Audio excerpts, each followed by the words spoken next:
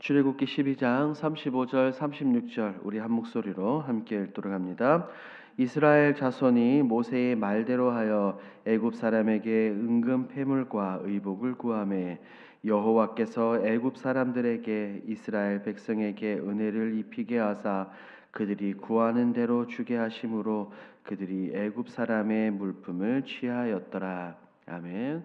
오늘 본문은 드디어 이스라엘 백성들이 애굽에서 해방되는 결정적인 사건을 그리고 있습니다. 10번째 재앙, 곧 모든 첫째가 죽임을 당한 사건입니다. 이를 통해 그동안의 바로의 강팍함이 꺾여버렸죠. 결국 이스라엘 백성들을 내보내기로 합니다. 이 오늘 출애굽기 12장은 이 성경의 전체적인 흐름, 구속사에서 굉장히 중요한 부분입니다. 오늘 본문이 무엇을 말하고 있는지 함께 살펴보도록 하겠습니다. 내용 관찰 1번입니다. 바로는 10번째 재앙이 애굽 땅에 내리자 어떻게 합니까? 10번째 재앙이 애굽에 내리자 바로는 그 즉시 마음을 바꿨습니다. 자신의 장자가 죽은 것을 보고 백성들을 내보내기로 한 것이죠. 바로는 언제 모세를 궁으로 불렀을까요? 31절 서두를 보니 밤에 바로 부릅니다. 그 사건이 일어난 그 밤에 부른다는 거죠. 그리고 백성들이 원하는 대로 나가라고 말을 합니다. 지금까지 계속해서 시간을 끌고 왔고 백성들을 내보내기를 거절했던 바로의 모습과는 대조되게 굉장히 빠르게 무엇인가 일이 진행되고 있다는 것을 우리가 알 수 있습니다. 2번입니다. 이스라엘 백성은 출애굽할 때 애굽 사람으로부터 무엇을 얻습니까? 우리가 오늘 읽은 본문 말씀을 보니 백성들은 애굽 사람들로부터 은과 금, 장신구와 의복을 얻습니다. 이 35절, 36절을 따르면 백성들은 하나님께서 말씀하신 대로 애굽 사람들에게 요구했고 애굽 사람들은 이 백성들의 요구를 들어주었습니다. 이것을 통해 이스라엘 백성들은 그저 빈손으로 출애굽하지 않게 된 것입니다. 더욱이 이들이 받아온 은금 보석들은 추후 이 광야에서 하나님을 예배하는데 요긴하게 사용될 것이었습니다. 우리 연구와 묵상에서 조금 더 자세히 봅니다. 하나님께서는 왜 이스라엘 백성에게 애굽 사람의 은금 패물과 의복을 얻어 출애굽하게 하십니까? 백성들이 애굽 사람들에게 은금 패물을 받아서 나온 데는 여러 가지 이유들이 있습니다. 첫 번째는 추후 백성들이 하나님을 예배하고 하나님을 섬기는 데 있어서 필요한 부분입니다.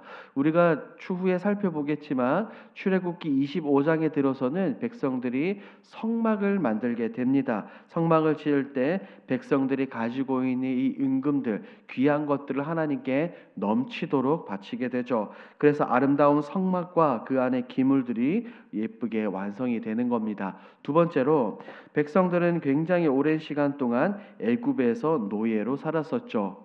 그에 따른 보상으로 하나님은 이들에게 재산을 얻게 하셨습니다. 그런데 이 재산을 얻게 한 것은 지금 단순히 출애굽기 12장에 등장했던 것이 아닙니다. 이미 창세기 15장에서 하나님께서 아브라함에게 이미 약속하셨던 내용입니다.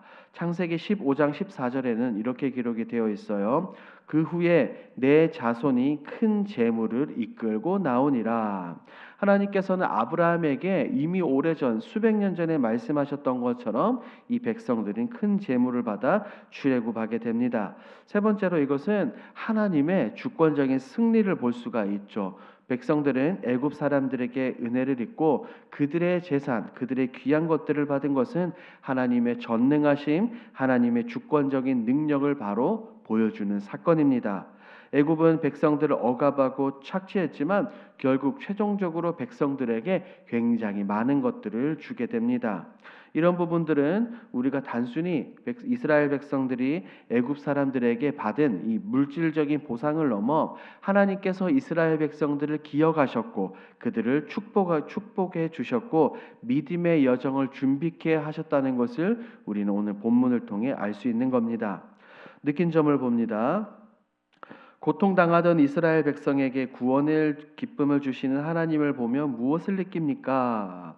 오랫동안 이 이스라엘 백성들은 고통 가운데 있었습니다. 이제는 이스라엘 백성들에게 고통과 아픔이 아니라 구원의 감격과 기쁨을 주시는 하나님을 보며 저는 다른 것보다 하나님의 신실하심과 이 구원의 은혜를 깊이 묵상해 보았습니다. 백성들은 노예로 고통을 받았습니다. 그것도 하루 이틀이 아니라 무려 400년 동안 말이죠. 인간적인 눈으로 볼 때 이스라엘 백성들에게는 전혀 소망이 없어 보이는 그런 상황이 있었습니다. 하지만 하나님은 그들의 기도 소리, 그들의 신음 소리를 들으셨고 그들에게 약속하신 구원의 계획을 분명하게 이루어 가셨습니다.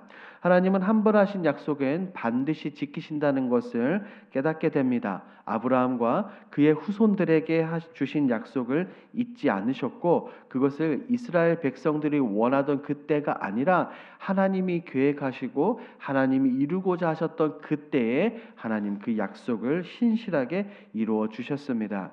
하나님의 이러한 모습들이 신실하신 하나님을 우리가 더욱더 신뢰할 수 있게 만드는 거죠. 그리고 하나님의 은혜는 전혀 예상하지 못한 방법으로 이런 것들이 이루어진다는 겁니다.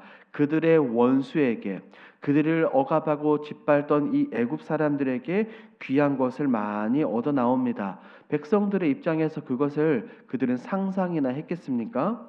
하나님의 은혜는 이처럼 우리가 전혀 예상하지 못하고 상상하지 못한 방법으로 이루어진다는 겁니다. 마지막으로 고난도 결국 하나님께서 사용하시는 도구라는 것을 한 번 더 생각해 봅니다.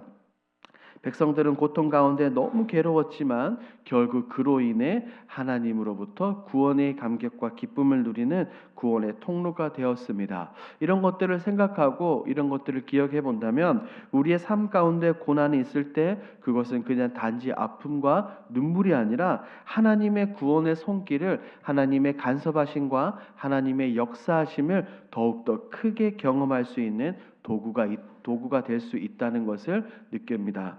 이처럼 모든 것을 통해 하나님은 우리의 삶에 역사하시고 간섭하신다는 것을 깨닫게 되죠. 그로 인해 하나님에 대한 분명한 확신, 분명한 믿음을 우리가 가지게 되는 겁니다. 적용입니다. 하나님께서 내 억울한 상황과 문제를 역전시켜 주신 적은 언제입니까? 우리는 살아가며 종종 이렇게 역사하시는 역전의 하나님을 경험하고는 합니다. 아마도 대다수 많은 그리스도인들이 이런 역전의 하나님을 경험하셨을 겁니다. 성경을 보면 대표적으로 창세기의 4번째 족장인 요셉의 이야기가 있죠. 요셉은 형들의 시기와 미움으로 인해 애굽의 노예로 팔렸습니다. 더 억울하게 이 보디발의 집에서도 누명을 쓰고 감옥에 갇힙니다. 하지만 요셉은 신실하게 끝까지 하나님을 신뢰했고 결국 하나님은 그를 애굽의 총리로 세우셔서 기근 중 굉장히 많은 사람들을 구원하게 되죠. 요셉은 말할 수 없는 아픔과 고통을 경험했지만 역전의 하나님께서 요셉을 사용하셔서 역사를 이루셨습니다. 요셉은 형들에게 이렇게 말했죠. 창세기 50장 20절. 당신들은 나를 해하려 하였으나 하나님은 그것을 선으로 바꾸사 오늘과 같이 많은 백성의 생명을 구원하게 하시려 하셨나니. 요셉의 이 고백이 무엇입니까? 역전의 하나님에 대한 이야기입니다. 이런 역전의 하나님을 우리는 더욱더 날마다 의지해야 될 줄 믿습니다. 마지막 결단입니다. 내 삶의 어려움이 지속될 때 오늘 구원의 하나님께만 소망을 두기 위해 오늘 무엇을 실천하겠습니까? 이 결단에 대한 답은 이미 우리가 알고 있습니다. 우리 그리스도인들이 이런 상황 가운데 날마다 무엇을 해야 합니까? 다름 아닌 기도라는 거예요. 우리는 기도의 시간을 우선시해야 합니다. 특별히 하루 중 특정 시간을 정해 하나님께 나아가 이 모든 어려움을 하나님께 맡기고 구원의 하나님, 역전의 하나님, 신뢰의 하나님을 의지하며 기도하는 시간을 가져야 합니다. 그것이 지금과 같은 새벽 시간이면 더욱 좋고 여러분들이 따로 시간을 떼어 하나님께 엎드릴 수 있다면 그 시간 언제든지 좋습니다.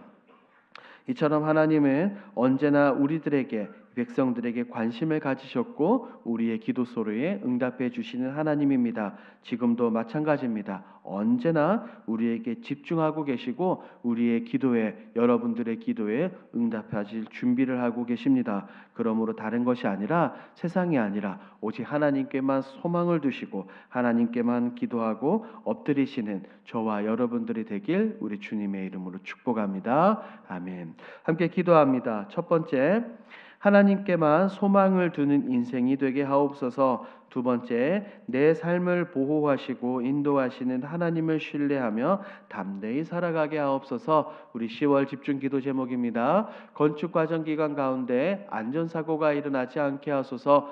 변화된 공간에서 예배를 드리는 다음 세대들이 영성과 믿음이 더욱 성장할 수 있도록 함께하여 주옵소서. 이와 같은 공동 기도 제목으로 기도하시고 여러분들이 가지고 오신 개인 기도 제목으로 우리 자유롭게 기도하시다가 돌아가겠습니다. 우리 주여 힘차게 부르짖고 기도합니다.